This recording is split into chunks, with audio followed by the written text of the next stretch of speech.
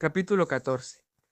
Esfuércense en seguir el amor y ambicionen los dones espirituales, sobre todo el de profecía, porque el que habla en lenguas no habla a los demás sino a Dios. En realidad nadie entiende lo que dice, pues habla misterios por el Espíritu. En cambio, el que profetiza habla a los demás para edificarlos, animarlos y consolarlos. El que habla en lenguas se edifica a sí mismo.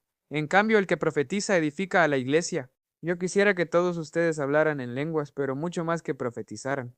El que profetiza aventaja al que habla en lenguas, a menos que éste también interprete, para que la iglesia reciba edificación. Hermanos, si ahora fuera a visitarlos y hablara en lenguas, ¿de qué serviría a menos que presentar alguna revelación, conocimiento, profecía o enseñanza? Aún en el caso de los instrumentos musicales tales como la flauta o el arpa, ¿cómo se reconocerá lo que tocan si no dan distintamente sus sonidos?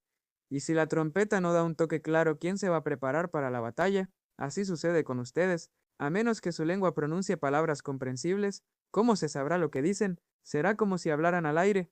¿Quién sabe cuántos idiomas hay en el mundo? Además, ninguno carece de sentido.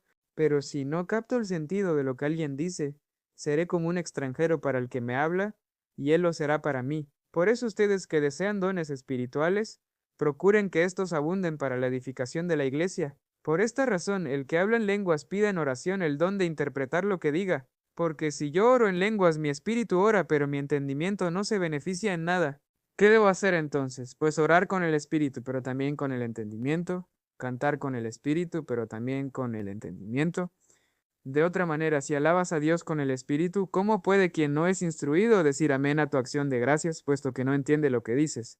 En ese caso, tu acción de gracias es admirable, pero no edifica al otro. Doy gracias a Dios porque hablo en lenguas más que todos ustedes. Sin embargo, en la iglesia prefiero emplear 5 palabras comprensibles y que me sirvan para instruir a los demás que 10.000 palabras en lenguas. Hermanos, no sean niños en su modo de pensar, sean niños en cuanto a la malicia, pero adultos en su modo de pensar. En la ley está escrito, por medio de gente de labios extranjeros y lenguas extrañas hablaré a este pueblo, pero ni aun así me escucharán, dice el Señor. De modo que el hablar en lenguas es una señal no para los creyentes, sino para los incrédulos.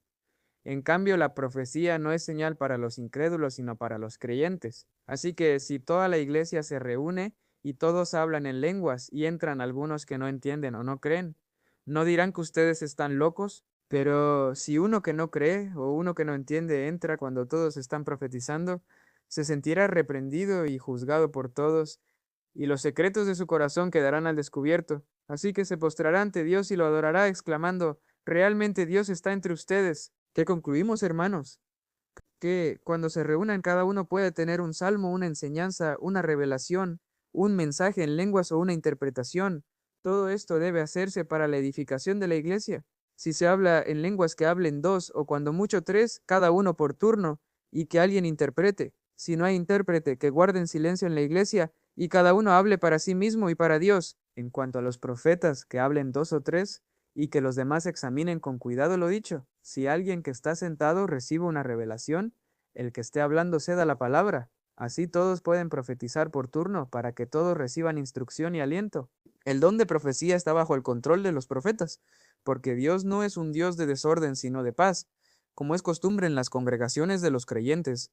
Guarden las mujeres silencio en la iglesia, pues no les está permitido hablar, que estén sumisas, como lo establece la ley.